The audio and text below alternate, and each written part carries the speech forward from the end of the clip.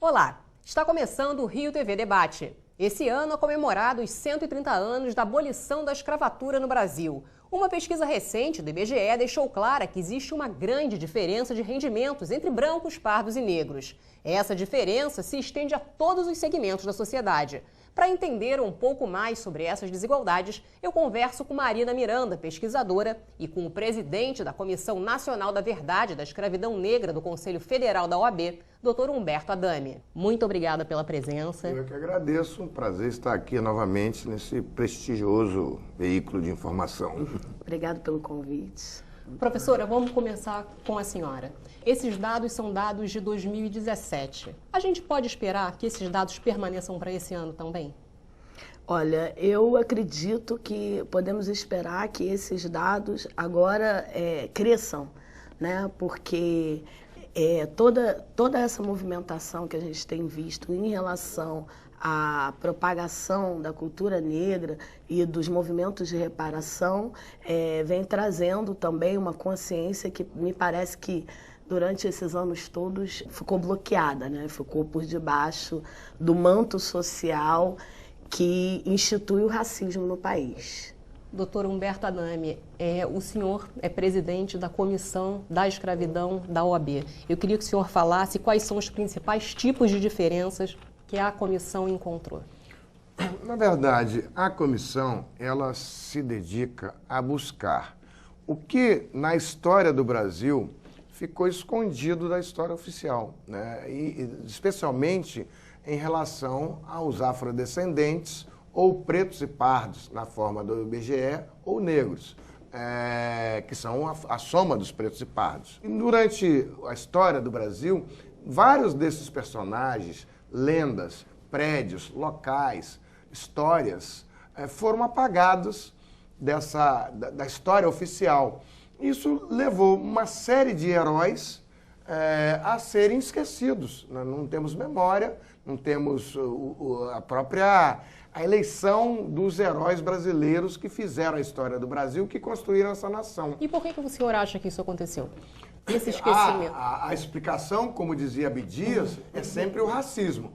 Não há nenhuma outra forma de explicação que não seja apontar para o instrumento de dominação do racismo em fazer esquecer esses heróis e que devem ser resgatados. Temos alguns exemplos. A história da Esperança Garcia, lá no Piauí, uma africana escravizada, que em 1770 escreveu uma carta reclamando da tortura que ela, os familiares, o pessoal da região, sofria de alguém lá, do capitão da época lá. E ela escreveu uma carta ao governador da província. E essa carta foi achada pelo historiador Luiz Motti, lá da Bahia, e com isso tudo, a história da Esperança Garcia ressurge e o Conselho Estadual da OAB do Piauí transformou agora a figura da Esperança Garcia em primeira advogada do Piauí. Temos a história do Luiz Gama, que por ser preto não conseguiu se formar na Faculdade do Lugar de São Francisco, embora pudesse ouvir, filho de escravos. E aí agora, não só a história do Luiz Gama foi resgatada, o ator Delga Seis da Rede Globo fez um espetáculo que estreia agora de novo aqui na Justiça Federal, transformando a palavra de Luiz Gama uma palavra muito atual, e também Luiz Gama virou o herói da abolição. Nos 5.570 municípios do país, há um herói afrodescendente, ou preto e pardo, ou negro, esperando para ser resgatado. Essa é a história que precisa ser trazida, e esse é o trabalho da Comissão da Verdade, que tem não só a Comissão Nacional, mas já em 15 comissões estaduais e várias comissões municipais. Esse trabalho é que a Comissão da Verdade ele vai buscar, vai resgatar, que já está sendo feito em muitos departamentos de história. E com isso você vai combater o racismo da atualidade, vai mostrar para uma parcela da população brasileira Por que você tem que fazer ação afirmativa? Por que você tem que fazer cota? Inclusão da população afrodescendente da atualidade e que está afastada da primeira linha, da primeira frente da população brasileira. É como se você tivesse o velho triângulo, onde a população brasileira está no fundo, a população negra brasileira está no fundo, e na medida que você vai subindo, a população branca está lá como se estivesse na Dinamarca. Nós tivemos vários episódios disso. Então, essa linha da resgate da história do negro brasileiro com o combate ao racismo da atualidade, eles têm que funcionar para você sair daquela discussão do eu sou contra a cota, eu sou a favor da cota. Isso já passou. O Supremo Tribunal Federal já teve 2 julgamentos falando da constitucionalidade da ação afirmativa, da inclusão, de baixar aquele percentual. E quando eu estava na universidade, o ministro Joaquim Barbosa, todos lá na UNB, era de 2%. E 98% de não negros. Isso já baixou, já deve estar, os últimos números que eu vi estavam em 35%. Mas isso você pode continuar batendo em todos os lados. Partidos políticos, grandes empresas, mercado de trabalho, na própria universidade, no emprego público federal. E com tudo isso, a OAB se soma de várias formas nesse aspecto de combate a essa desigualdade toda que é o que a gente tem. Quando a gente fala sobre desigualdade racial, o tempo todo é você brigar e falar da reparação da escravidão. Porque tudo isso é reparação da escravidão e mais um pouco. Agora vamos continuar falando um pouquinho mais sobre dados, né? Agora com relação à violência. Dados da ONU dizem que a cada 23 minutos um negro jovem morre no país, né, aqui no Brasil. Como você, Marina, avalia essa situação?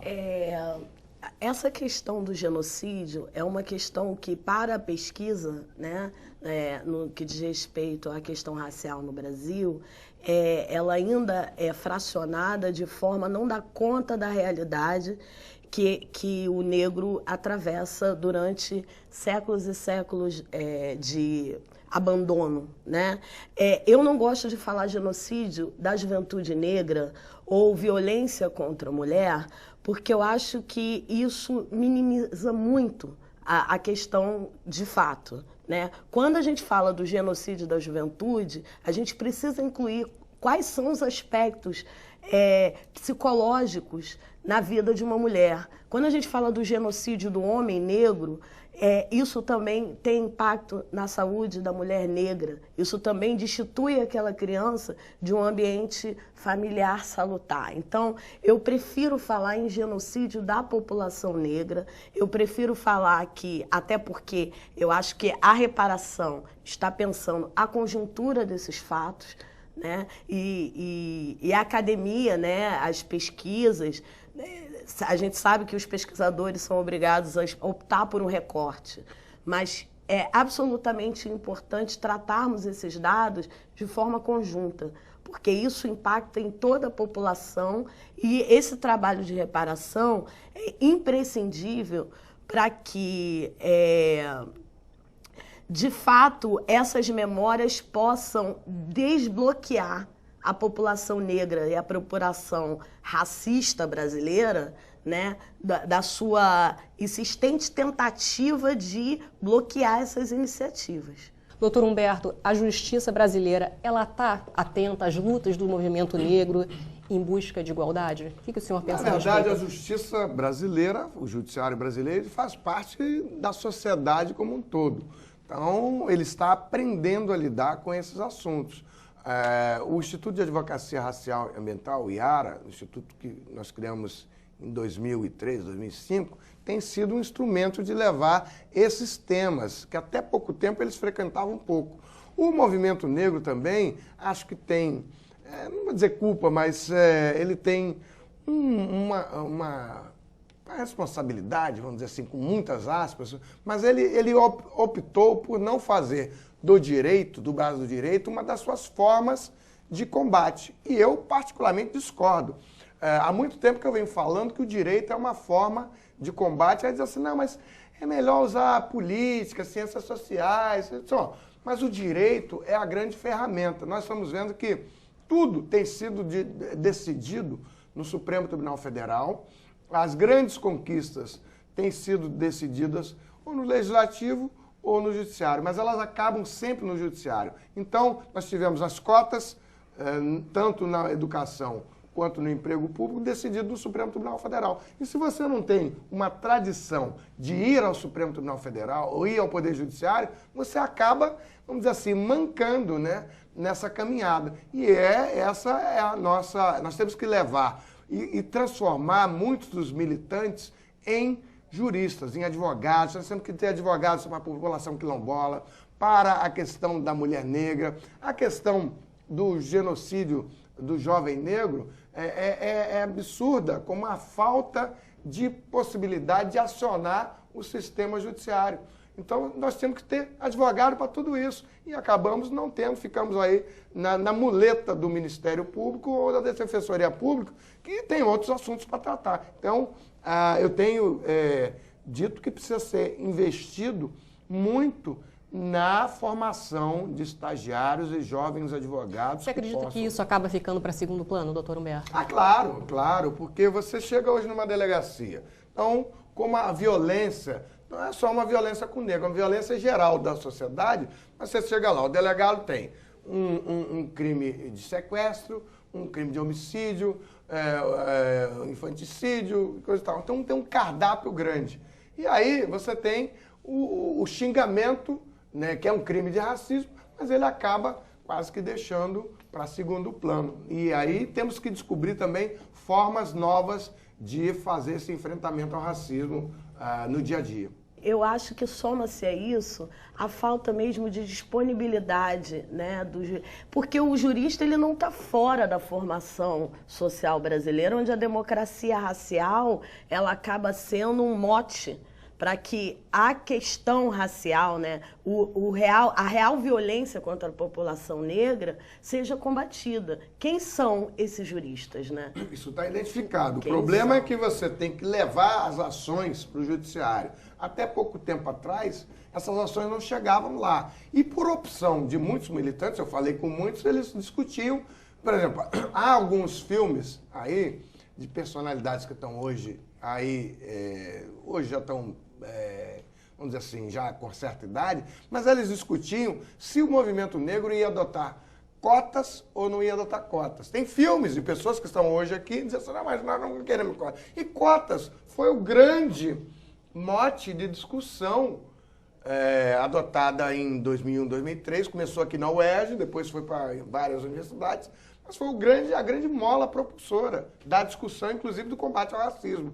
Mas eles discutiam se queriam ou não ação afirmativa.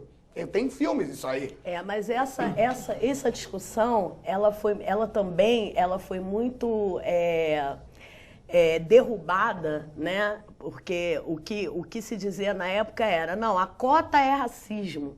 Né? A população negra não precisa da cota. Sim, mas os próprios integrantes do movimento negro não queriam. E o que se viu depois, no fato, é que a adoção da ação afirmativa através de cotas e outras coisas também, ela foi a grande propulsora do ingresso, não só na educação, nas universidades, mas também agora no emprego público. O que está acontecendo é uma revolução. O número de jovens negros, não tão jovens assim, que está ingressando no mercado de trabalho, na universidade, é uma revolução silenciosa. Você tinha até pouco tempo esse índice que eu falei de 2%, e ele está sendo quebrado. E aí não é só cota, tem ProUni, tem FIES, tudo bem. O pessoal do PT vai dizer, mas foi só o governo Lula e a governo Dilma, o governo Dilma que foi, e foi mesmo. Eles fizeram muito mais do que todos os outros, mas fizeram muito menos do que precisa. E precisa muito mais. Na verdade, o fosso da questão da reparação da escravidão, e aí quero lembrar duas personagens que me ensinaram muito, como o mestre Iedo Ferreira, o movimento de reparação pela escravidão, e também o professor Júlio Tavares, que fala do trauma coletivo, que é essa questão produzida. Ninguém quer falar, você chega na Bahia, eles não querem falar sobre a reparação da escravidão, quer falar sobre afroempreendedorismo. É verdade. Não tem nem a comissão de lá, não andou. A comissão da... Como é que você vai falar sobre reparação da escravidão se a Bahia não está entrando nisso aí? E precisa espancar esse problema até o final para abrir essa discussão em todos os lados. Então, hoje, meu tema principal é falar sobre a reparação da escravidão negra no Brasil. A gente precisa fazer um breve intervalo, mas a gente volta já já. Estamos de volta com o Rio TV Debate, hoje falando sobre igualdade racial. No bloco anterior, fizemos um panorama geral da situação dos negros no país. A ideia para esse segundo bloco é tentar entender como e por que chegamos nessa situação. Doutora Dami, por que a gente continua tendo tanta desigualdade? Tínhamos uma escravidão e vários anos se passaram e a gente ainda permanece com essas desigualdades, por quê? Eu acho que essa grande discussão da sociedade brasileira daqui para muitos anos. E acho que a sociedade brasileira não sai, o Brasil não sai desse atoleiro que ele se encontra, enquanto isso não for para o dia a dia da discussão. Se você observar, nas últimas eleições presidenciais, esse tema não entrou. Então, quando a gente fala da questão da mulher negra, da questão da juventude negra, que é assassinada em todos os lugares, em todas as cidades do país. Você vai para a população quilombola, nós tivemos agora o julgamento do decreto 4887 sobre demarcação de terra quilombola. A política quilombola está parada há 15 anos. Né? Ficou só discutindo, o decreto é constitucional ou não é constitucional. E você tem 5 mil comunidades quilombolas reconhecidas e pouco mais de 200 demarcadas, com direito à terra. Então, quer dizer, um outro atoleiro, que o país não sai desse atoleiro e, na verdade, quais são os grandes problemas? Desigualdade entre pobres e ricos. Mas, na verdade, os mais pobres são os mais pretos. E aí, você não tem possibilidade de mudança. Então, enquanto esse tema, que é o racismo, mas que está com base na reparação da escravidão, que é o grande problema brasileiro. Você não vai sair, o Brasil não vai sair desse atoleiro e jamais vai virar uma sociedade, um país de primeira linha, enquanto ele não resolver esse buraco como esse daqui, que é o problema da reparação da escravidão. O trauma coletivo que o professor Júlio Tavares fala e que o Iedo Ferreira, com 84 anos, vem falando aí há um tempão, né? Marina, a gente vive num país que a maioria é negra, né? Como é que a gente pode justificar tantas ações de racismo aqui? Eu acho que a gente tem que começar a dar um nome certo, né? Quando a gente fala preconceito e racismo, nós não estamos falando de algo conceitualmente pontual, né? A população negra, ela continuamente, ela nunca deixou de viver o holocausto que foi a escravidão.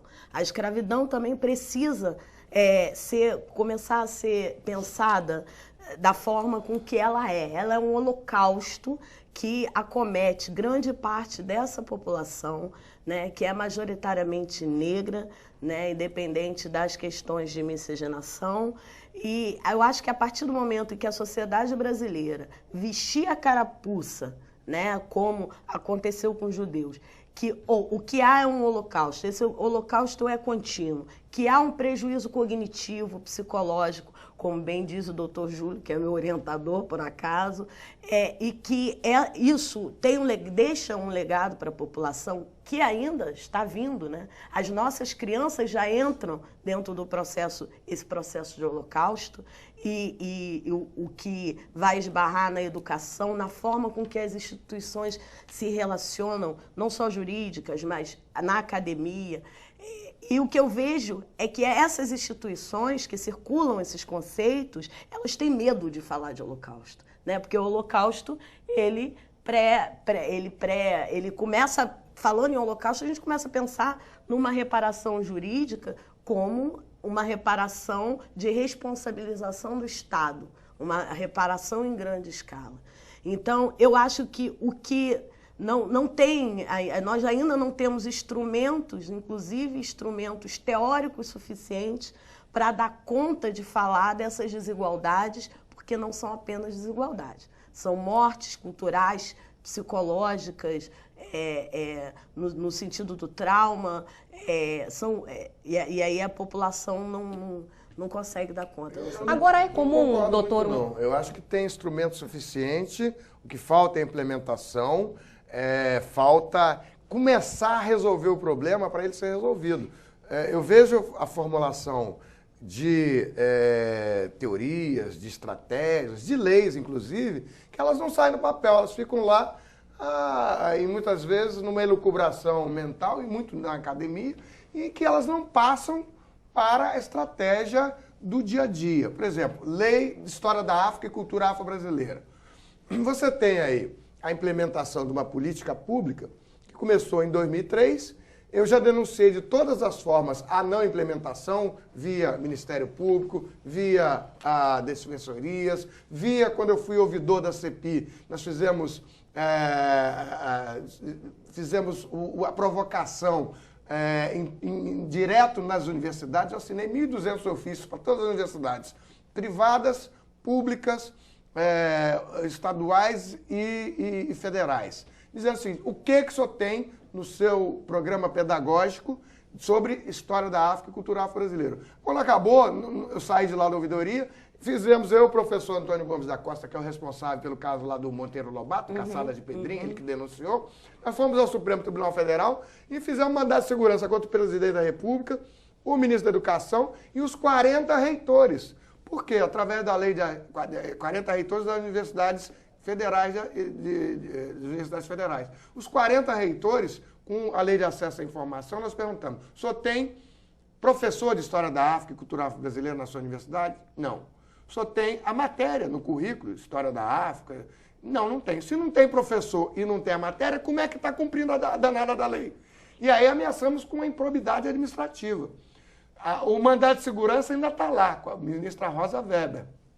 Mas, logo a seguir, muitas universidades passaram a fazer o edital de convocação de professores. Quer dizer, a litigância estratégica, e é isso que eu digo que o uso do direito, ele funciona assim. Você vai lá, arma, ameaça e as soluções vão sair. Muitos concursos acabaram logo em seguida, no ano seguinte, as universidades responderam com concursos para admissão de professores de História da África e Cultura Afro-Brasileira, que é a forma de capacitação.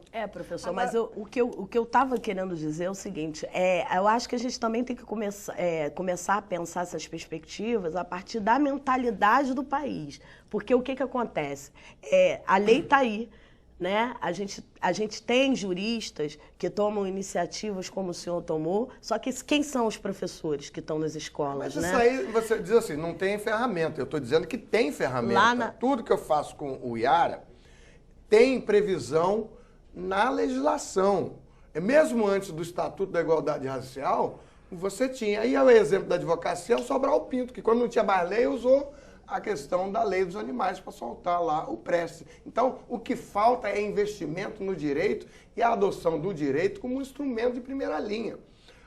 O que eu digo é o seguinte, eu não concordei, não existir ferramenta. Existem ferramentas. Eu quis dizer assim, eu acho que essa questão da reparação, né, o Instituto Oju trabalha com a memória. E o que é importante? Quando a gente acessa essa memória do Brasil em relação à história do Brasil, à história negra do Brasil, os próprios negros, eu estou falando de sociedade, eu não estou falando de instituição, né? Os próprios negros começam, como exemplo da UF, a acionar esses instrumentos que existem, né? Porque foi o coletivo de negro da UF que trouxe uma professora exigiu a disciplina de Sociologia das Relações Raciais que não tinha na Sociologia. Né? Foram os próprios alunos. E aí eu acho que o instrumento precisa funcionar com a força da sociedade, né? Porque as barreiras estão aí, a universidade não estava interessada. Né? Os professores da escola, majoritariamente, e precisa se dizer isso, né, evangélicos, também não estão interessados em aplicar a lei. Ninguém está interessado. Esse assunto não é um assunto que depois, olha, a Comissão Nacional... Eu acho que até vai até um determinado momento, mas depois dá uma travada, não é isso? A Comissão Nacional da Verdade da Escravidão Negra, no Brasil, do Conselho Federal da OAB, ela está estabelecida hoje em 15 seccionais da OAB, ou seja, em 15 estados, e em várias subseções municipais. Elas estão trabalhando independentemente, buscando os tais personagens, dados, cada um está fazendo o seu o seu herói local. Então, inclusive, precisa saber qual é o herói local daqui do Rio de Janeiro, já que a gente está na Câmara dos Vereadores. E queria não deixar de falar também, prestar nossa homenagem à vereadora Marielle Franco, que foi barbaramente assassinada, uma mulher que falava da comunidade dela, das coisas que estavam presentes no local dela e que estava despontando aí, que foi covardemente assassinada recentemente e que até agora não se tem ainda as respostas eficientes. E gera um pouco de dúvida se na realidade foi um crime político ou racial. Não é isso, doutora Dani? Claro, um crime político, sem sombra de dúvida, mas um crime racial também, porque a plataforma da vereadora era falar do lugar onde ela vivia. Quem mais iria falar do assassinato daquele rapaz que ela denunciou e que logo na primeira hora foi dito assim, mas foi porque ela falou da pessoa que estava, do rapaz, acho que era o Matheus, que foi assassinado lá, supostamente assassinado pelos policiais do batalhão. Ora, ela que vivia lá, ela que era a congressista e estava eleita para falar dos problemas dos seus locais, dos seus vizinhos. Então era isso que ela fazia, não estava, e era o que ela estava fazendo. Então, me parece que isso serve, inclusive, para qualquer outro ou outra negra que se dedique a esse tema. Você tem assassinatos de pretos e pardos, de negros, de afrodescendentes, em todos os locais do Brasil, com essas pautas todas. A comunidade quilombola, todo dia tem gente assassinada. Se você não falar, doutor quando é que Humberto, a gente tem que interromper, precisa vai fazer falar, mais um breve intervalo, mas a gente volta já já. Estamos de volta com o terceiro e último bloco do Rio TV Debate, hoje falando sobre igualdade racial. Marina, como a gente pode pensar em possíveis soluções? O que pode ser feito para mudar esse cenário? Olha, eu acredito num conjunto de providências que podem ser tomadas, né? O Instituto Oju trabalha com o resgate de memória, né, da população negra e trazendo, inclusive, materiais que de outros lugares, para que a gente entenda que nós temos uma cultura que funda outras culturas, isso não pode deixar de ser dito, e que essa cultura se mantém viva no processo de resiliência no Brasil. Né? Então, dentro dos nossos quilombos estão presentes a história ancestral, né, desse país no que diz respeito a todos os seus aspectos culturais. Acredito também que a gente tem que começar a olhar para essas questões raciais, mas numa perspectiva também do trauma, de como essas subjetivações, de como a democracia racial acaba blindando, é até um conceito que é o Dr. Júlio Tavares que traz, uma blindagem racial que não permite com que a população negra possa desenvolver uma análise crítica de fato da sua condição de holocausto. Doutora Dani, medidas alternativas a ir para a cadeia, como, por exemplo, pagar serviços para a sociedade, seria, na sua opinião, uma outra alternativa para a dona moral? Sim, do crime de racismo a cadeia está cheia, não cabe mais ninguém e a sua maioria é pobre, que na sua maioria é preta. Então, acabam deixando de lado e acaba acabando na impunidade. Acho que medidas alternativas terão que ser estudadas e, sim, as medidas de cunho, não de restrição de liberdade, mas imputação não só de dano moral, e também de penas alternativas, elas devem ser abordadas urgentemente. Mas eu acho que também não precisa ser só uma coisa repressiva. Outro dia, eu estava numa discussão dos conselheiros do MEC, e eles disseram assim, a gente está tão acostumado a falar mal que esquece de falar das coisas que não dando certo. Na Lei da História da África tem muita coisa dando certo. E a gente só diz que não tem implementado. Mas tem muita implementação que não ocorre como política pública, mas ocorre como esforço pontual de professoras e professores no Brasil. Então, eles acabam deixando de ser reconhecidos os que estão trabalhando e dando certo. Talvez, então, buscar o reconhecimento desses fosse um caminho mais certo.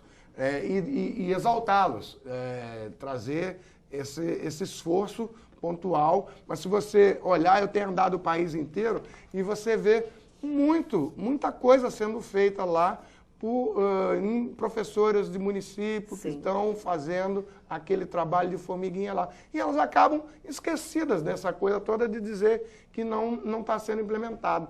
Acho que os governantes, especialmente, olha, eu já andei em muitos lugares e vejo que as pessoas que às vezes vão para o governo esquecem de onde eles saíram e o que eles foram fazer lá. É preciso sempre lembrar isso, porque as pessoas chegam lá e acabam só falando de eu, meu currículo, meu Lattes, e não fazem o que elas foram para fazer lá. Então, na opinião do senhor, como manter essas conquistas e, ao mesmo tempo, avançar? Eu acho que não tem outro jeito. É guerra total, guerra mesmo total, permanente, e acho que outro dia a professora Maria Sueli Rodrigues, da Universidade Federal do Piauí, nós fomos aqui no quilômetro do Bracuí, e ela voltou lá dizendo assim, uma das comissões que mais trabalha na OAB é a Comissão da Verdade da Escravidão Negra no Brasil. Por quê? Ela está falando sobre reparação da escravidão. E isso é a coisa mais importante. O falecido senador, sempre senador Abdias Nascimento, tem um artigo que fez muito sucesso, que ele dizia assim, o debate é a vitória. Então, hoje eu estou adotando isso. O debate é a vitória. Então, falar sobre reparação da escravidão é a coisa mais importante, inclusive para combater o racismo contemporâneo e a desigualdade racial, porque é isso que vai motivar a adoção de soluções. Todas essas soluções, elas vão ser buscadas com o pessoal da academia, com o pessoal da política, com o pessoal, inclusive da advocacia, mas investir em jovens, investir em solução que vá dar, que talvez não seja no tempo de agora, mas no tempo de amanhã nós vamos ter, sabendo que o futuro trará respostas que muitas vezes estão fincadas no que os do passado já plantaram. Infelizmente, o nosso tempo está terminando, a gente precisa ainda ir para as considerações finais. Pesquisadora Marina, suas considerações. Primeiro eu gostaria de agradecer o convite, estar aqui ao lado do Dr. Adame. É uma oportunidade, assim, que... Muito obrigada, lhe admiro muito. E, em nome do Instituto Oju, gostaria também de dizer que o Instituto Oju é uma instituição que investe exatamente no que o professor Adame está falando, né? Nós damos formação para professoras de escola municipal, incentivando, porque há um bloqueio ainda das instituições de ensino em permitir que essas professoras atuem com a aplicação da lei, né? Atendemos também dentro dos DEGASES, fazendo esse resgate de memória pela via da imaginação, da imagética. Concordo plenamente com o doutor Adame.